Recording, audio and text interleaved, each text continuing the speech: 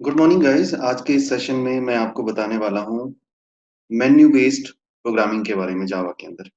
यानी जो हम स्विंग में प्रोजेक्ट बनाते हैं, जो हम स्क्रीन्स बनाते हैं, फॉर्म्स बनाते हैं, उनको आपस में कैसे कनेक्ट कर सकते हैं with the help of menus. तो मेन्यूज हम किस तरीके से बनाते हैं, उसके लिए हमारे पास दो तरीके होते हैं। या तो हम कोडिंग से बना लेते हैं, या फिर हम नेटबीन्स के अंदर हमारे पास एक पैलेट का ऑप्शन होता है। उस पैलेट के ऑप्शन से भी हम मेन्यू बना सकते हैं। तो आज के सेशन में मैं आपको पैलेट के थ्रू जो हम मेन्यूज बनाते हैं वो मैं बताने वाला हूँ। तो किस तरीके से हम बनाते हैं पैलेट के थ्रू। सबसे पहले हम एक मेन्यू के लिए एक फॉर्म ले लेते हैं, जिसके ऊपर मैं मेन्यू बनाऊंगा, और फिर उस मेन्यू से हम आगे के फॉर्म कनेक्ट करेंगे। तो मैं एक टेम्परेरी फॉर्म बनाऊंगा जिसको हम कनेक्ट करेंगे। तो सबसे पहले मैं एक डिजाइनर मोड के लिए मैं एक फॉर्म ले लेता हूँ। तो कैसे लेते हैं फॉर्म। सपोज मुझे टैकी आदेश नाम का पैकेज है, इसके अंदर मुझे एक फॉर्म डालना है। तो मैं कैसे करूंगा, राइट क्लिक करता हूँ, न्यू। यहाँ से ध्यान रखिए, मुझे लेना है, अगर मुझे डिजाइनर मोड में उस पर काम करना है तो मुझे लेना पड़ेगा जे फ्रेम फॉर्म। इस पर मैं क्लिक करता हूँ। यहाँ पर मेरे पास फॉर्म को देने का ऑप्शन आ जाएगा कि मुझे उसका नाम क्या रखना है। सपोज मैं रख देता हूँ मेन्यू फॉर्म, लेट्स से। उसके बाद मैं इसको फिनिश कर देता हूँ। ये मेरी लोकेशन आएगी कि कहाँ पर मेरी फाइल जा रही है। मैं इसको कर देता हूँ फिनिश। इस पैकेज के अंदर ये मेन्यू फॉर्म नाम का स्क्रीन बन चुकी है। इसके दो मोड रहते हैं, एक रहता है सोर्स मोड, एक रहता है डिजाइन मोड। तो ये डिजाइन मोड तभी आपका इनेबल होता है जब आपका फॉर्म जो होता है वो जे फ्रेम फॉर्म को सपोर्ट करता है। क्योंकि अगर आप नॉर्मल जावा क्लास लेते हो तो उसके अंदर ये डिजाइनर फॉर्म, डिजाइनर मोड जो है आपका वो इनेबल नहीं रहता। तो डिजाइनर मोड जब आपका इनेबल रहता है तभी आपके पास ये कंट्रोल दिखते हैं। ये कंट्रोल आपको तभी दिखेंगे जब आपका डिजाइनर मोड मोड इनेबल रहता है। अब सपोज मैं यहाँ से कुछ मेन्यूज कैसे क्रिएट करने वो बता देता हूँ। सबसे पहले आपको लेना होता है मेन्यू बार। क्योंकि सारे मेन्यू आइटम मेन्यू बार पे ही रहते हैं। तो मैं यहाँ से स्विंग मेन्यू, इस पे देखिए कर्सर, ये मेन्यू बार को मैं उठा के ड्रैग करता हूँ अपने फॉर्म के पास। तो इसमें बाय डिफॉल्ट मेन्यू का नाम आता है फाइल एडिट। आप उनको चेंज कर सकते हो, इन मेन्यू को आप चेंज कर सकते हो। इसके नीचे मुझे आइटम जोड़ने हैं। जैसे फॉर एग्जांपल मैं लेता हूँ कि मुझे एक स्टूडेंट से रिलेटेड कोई ऑपरेशन परफॉर्म करना है।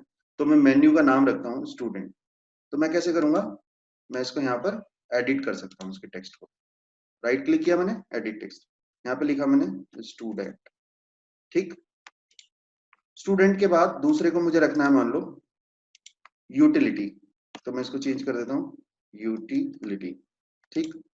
दो मेन्यू हो गए मेरे पास, स्टूडेंट एंड यूटिलिटी। अब इसके अंदर मुझे मेन्यू आइटम जोड़ने हैं। जैसे स्टूडेंट के अंदर मुझे दो ऑपरेशन करने हैं। फॉर एग्जांपल, एक करना है मुझे न्यू स्टूडेंट एंट्री, और दूसरा करना है मुझे सपोज स्टूडेंट की कोई टेबल मुझे डिस्प्ले करानी है जिसको मैं रिपोर्ट बोलता हूँ। तो मुझे मेन्यू आइटम किस तरीके से इस मेन्यू के ऊपर डालना है, उसके लिए मुझे क्या करना है, आप मेन्यू आइटम यहाँ से पिक करिए, और इस मेन्यू आइटम को उस मेन्यू के ऊपर पिक कर दीजिए जिस मेन्यू के ऊपर आपको उसको रखना है। सपोज मुझे स्टूडेंट के ऊपर रखना है। ठीक है। तो ये मेरा मेन्यू आइटम वहां पर पिक हो गया। अब इस मेन्यू आइटम को मुझे रीनेम करना है, तो मैं इसको रीनेम कर सकता हूँ। जैसे मुझे करना है ऐड स्टूडेंट। ठीक। ये मेरा नया मेन्यू आइटम क्रिएट हो गया। अब मैं इस मेन्यू आइटम के साथ में कोडिंग करना चाहता हूँ कि जब मैं इस पर क्लिक करूं ऐड स्टूडेंट पे, तो एक नया फॉर्म जो मैंने बना रखा है स्टूडेंट एंट्री का, वो फॉर्म ओपन हो जाए अगर मैं इस पर क्लिक करता हूँ तो सबसे पहले वो फॉर्म बना लेते हैं, टेम्परेरी फॉर्म जिसको मुझे ओपन करना है। मैं यहाँ पे फिर से सेलेक्ट करता हूँ जे फ्रेम फॉर्म, यहाँ पे नाम दे देता हूँ स्टूडेंट अंडरस्कोर एंट्री, फिनिश। इसमें डिजाइनर के लिए मैं एक बटन यूज कर लेता हूँ, या मैं लेवल यूज कर लेता हूँ। सिर्फ यहाँ पे मैं नाम दिखाना चाहता हूँ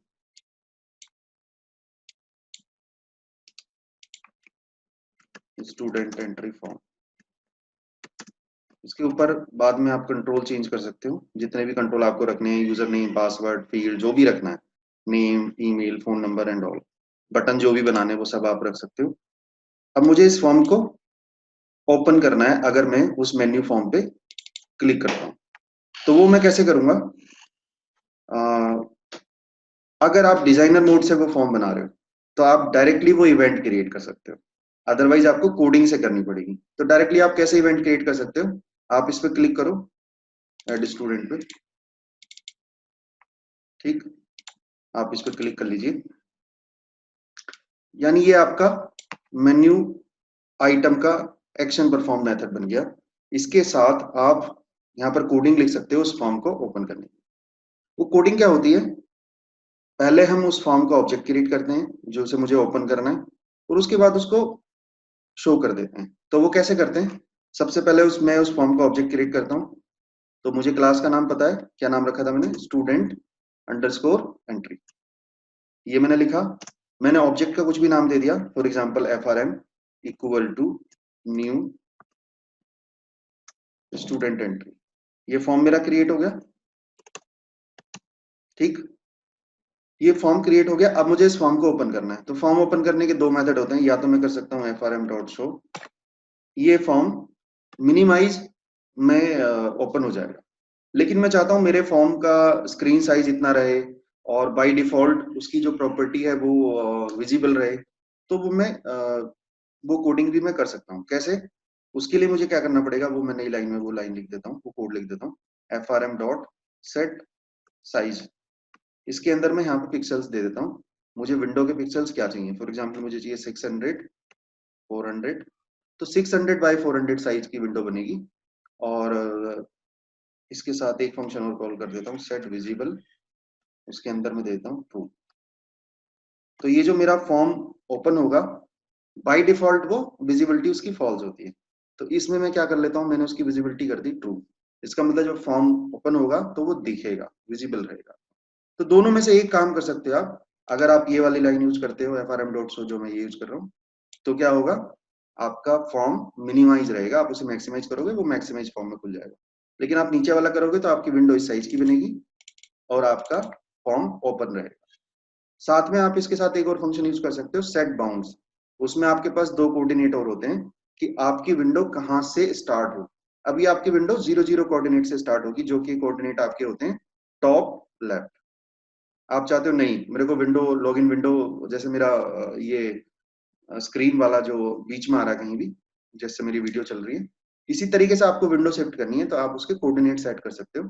तो आप फंक्शन कॉल करोगे सेट बाउंड्स, उसके अंदर दो कोऑर्डिनेट होते हैं XY, और फिर दो साइज होते हैं विंडो के, किस साइज की विंडो बनी। तो आइए इसको देख लेते हैं एक बार ट्राई आउट करके। सबसे पहले मुझे रन कराना है अपना मेन्यू फॉर्म, तो मैं इसको राइट क्लिक करके यहाँ से रन कर रहा हूँ।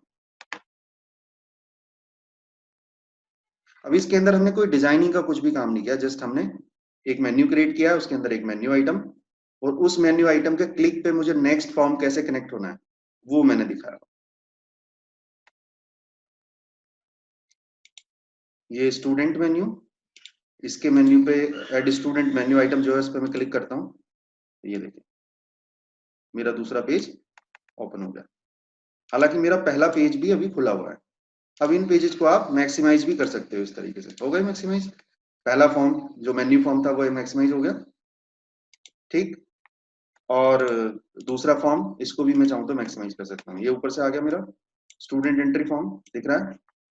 तो ये था कि आप किस तरीके से मेन्यू बनाते हैं और उन मेन्यू से आपस में कैसे नए फॉर्म कनेक्ट कर सकते हैं। ये बड़ा इंपॉर्टेंट पार्ट है जब आप GUI में स्विंग के अंदर अगर आप कोई प्रोजेक्ट बना रहे हो विंडो बेस्ड, तो आपको किस तरीके से फॉर्म आपस में कनेक्ट करने हैं, वो बहुत इंपॉर्टेंट टॉपिक है। ये आप बना सकते हैं। Thank you so much.